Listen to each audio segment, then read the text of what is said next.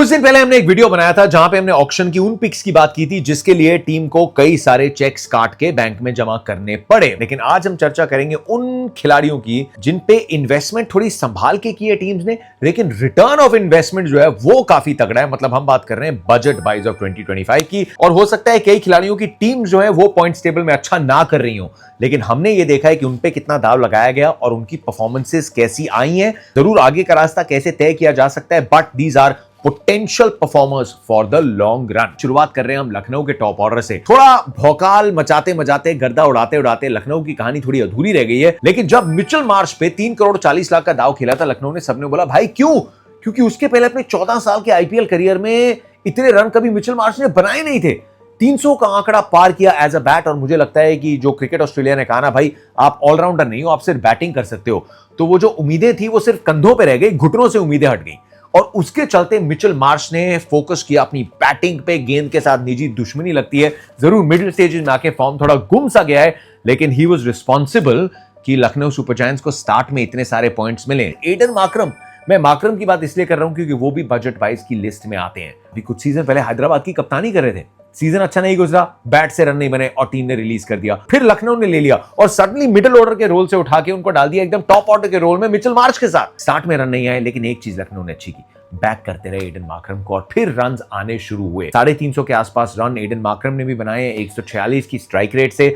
तो जरूर Lucknow middle model में फंस गई, मिडिल ऑर्डर के फॉर्म में फंस गई, पेसर्स के अनुभव की कमी में फंस गई, लेकिन मिचेल मार्श और Aiden Markram were actually very good budget buys. अब अगला मेरा जो ऑप्शन है वो है मिचेल स्टार्क का। और पता है मेरे को आपके मन में सवाल आया, जतिन भाई क्या आपका दिमाग ठीक है? 11 करोड़ 75 लाख में खरीदे हुए मिचेल स्टार्क को आपने बजट वाइज में कैसे डाल दिया?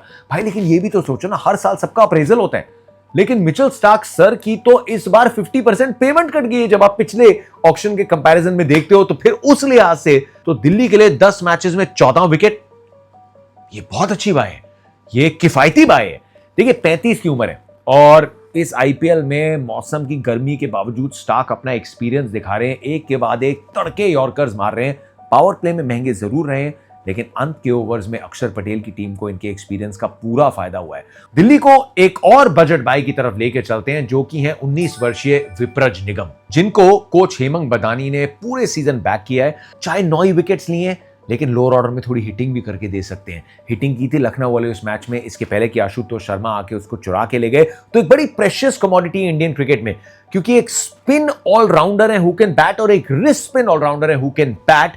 तो दिलचस्प रहेगी विप्रज निगम की करियर ट्रैजेक्टरी। मुझे तो ये भी पसंद है कि ये लेग ब्रेक बॉलर है और लेग ब्रेक है इनके पास। बहुत सारे रिस्ट स्पिनर्स हैं जो अब रिस्ट स्पिनर्स बने हुए, लेकिन किसी के पास लेग ब्रेक नहीं है, लेकिन विप्रज के पास है। हैदराबाद के अनिकेत वर्मा का भी नाम इसमें डाल देते हैं। वैसे तो झांसी से आते हैं और स्टार्ट में हमने कहा था झांसी की रानी की कहानियां नहीं, अब झांसी के इस राजकुमार के बैट से वीरता की कहानियां देखेंगे। और वो हिटिंग एबिलिटी अनिकेत वर्मा ने दिखाई, 19 छक्के लगा दिए। रिस्क वाला क्रिकेट खेलती है ये टीम और वही इनको रोल दिया गया है। तो आप ये देखना चाहते थे कि इनके पास ताकत कितनी है, तो स्टॉक ऐसा है जिसमें आप निवेशित रहना चाहेंगे। चाहे इस सीजन कहानी थोड़ी देर हो गई हो हैदराबाद के लिए, लेकिन अनिकेत वर्मा ने दिखाया कि आने वाले सीजन में इस बंदे के पास दम है, इसीलिए हमारी लिस्ट का ये हिस्सा है।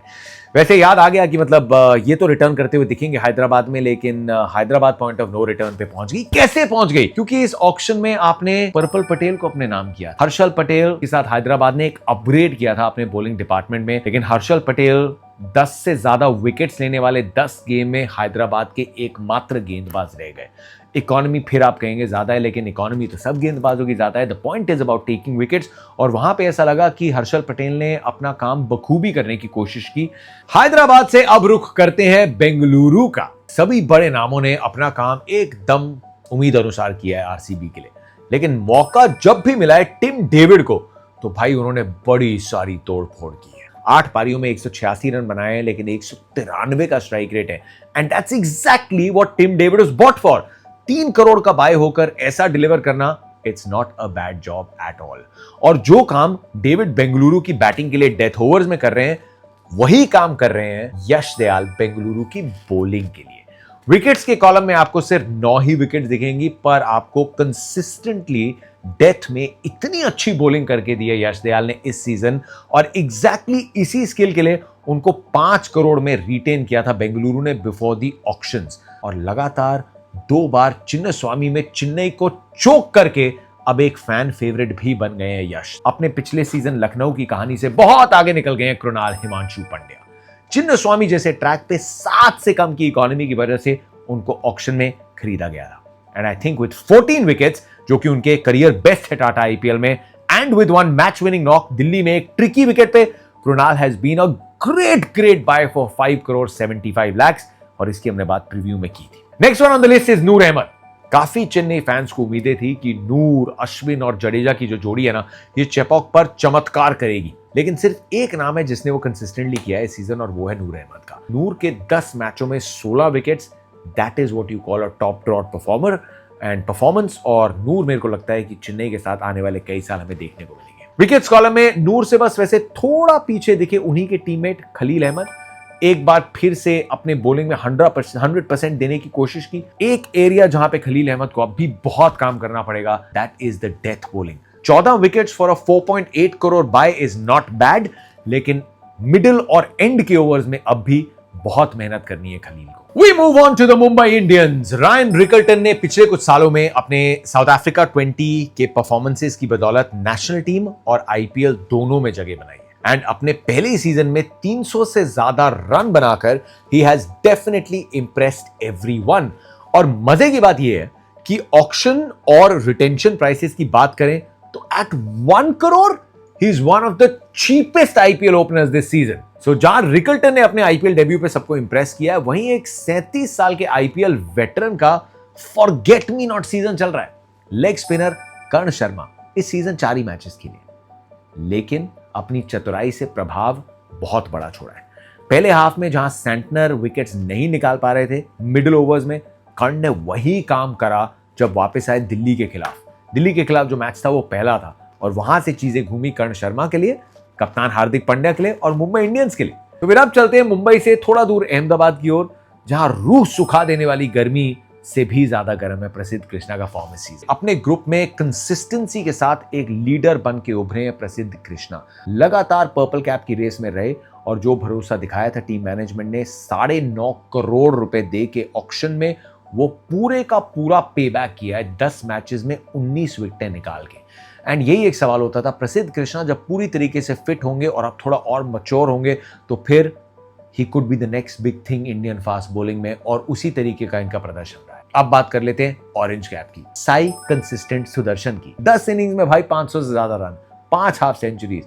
आई think those are incredible number, जो बताता है कि क्यों उनको 8.5 करोड़ में रिटेन किया गुजरात की मैनेजमेंट ने।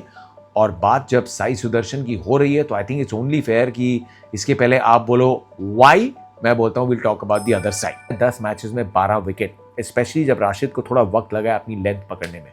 दोनों जो साइज है गुजरात में कंसिस्टेंटली इस बजट 22 का हिस्सा है, एंड दिल को बड़ा सुकून मिला है इन दोनों की परफॉर्मेंस देख के। बात तो उस खिलाड़ी की करते हैं ना जिन्होंने अपग्रेड किया है खुद को इस season, and that is Ajinkya Rahane. Can you believe it कि ऑक्शन खत्म होते होते 1.5 करोड़ में खरीदा कोलकाता ने डिफेंडिंग चैंपियंस टीम की कप्तानी करने के लिए। अजिंक्य रहाणे ने 327 रन बनाए 146 की स्ट्राइक रेट पे।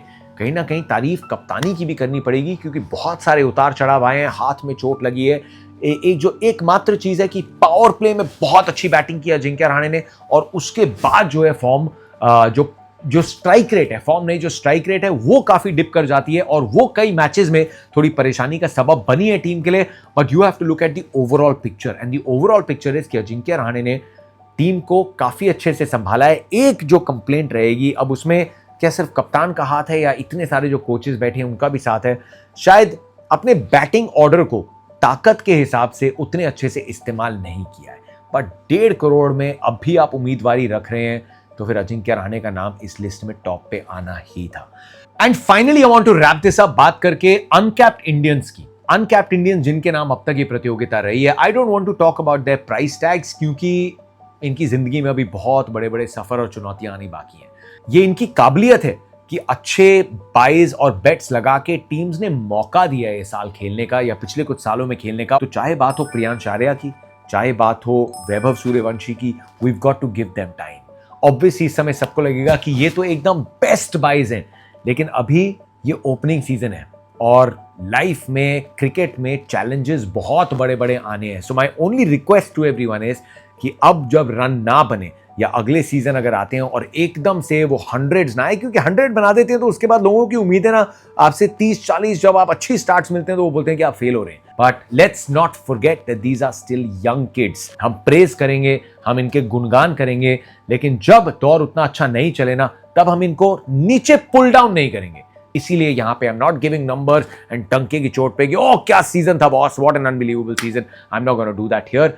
पर अब सिमरन का नाम मैं इस लिस्ट में इसलिए जोड़ना चाहता हूं क्योंकि कई सालों से खेल रहे हैं पंजाब के साथ, रिटेन प्लेयर हैं, बट इस बार उनकी कंसिस्टेंसी देख के भी मजा आ रहा है क्योंकि थोड़ी दस्तक दे रहे हैं। कब तक अनकैप रहेंगे, तो थोड़ी कंसिस्टेंसी भी उन्होंने जोड़ी है। ये हमारी बजट बाइज की बात है। आपको कौन सी बजट बाइज पसंद आई, आपकी कौन सी बजट बाइज है, उनके क्या कारण है, वो आप हॉट टेक्स में बता सकते हैं कॉमेंट सेक्शन में। वंस अगेन हम यहाँ प्राइस टैग की बात करते हैं, लेकिन ये याद रखना जरूरी कि प्राइस टैग टीम लगाती है खिलाड़ी पे, खिलाड़ी वो लड़ता झगड़ता नहीं है उस प्राइस टैग के लिए, टीम्स लड़ती झगड़ती हैं। सो लेट्स नेवर किसी खिलाड़ी का प्राइस टैग के साथ मजाक उड़ाया जाए।